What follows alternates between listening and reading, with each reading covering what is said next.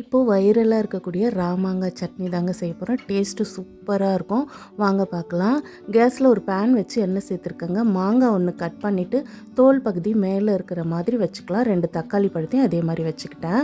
ஒரு 5 பூண்டு பல், 2 பச்சை மிளகாய் சேர்த்துட்டு மூடி வச்சு சிம்மிலே ஒரு 5 நிமிஷத்துக்கு அப்படியே விட்டுடலாங்க.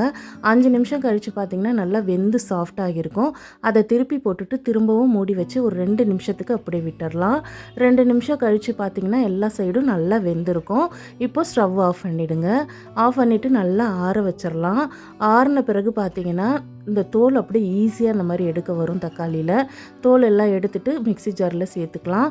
மாங்காவோட இந்த சதை பகுதியை மட்டும் ஸ்பூன் வச்சு இந்த மாதிரி எடுத்திங்கன்னா நல்லா ஈஸியாக எடுக்க வருங்க.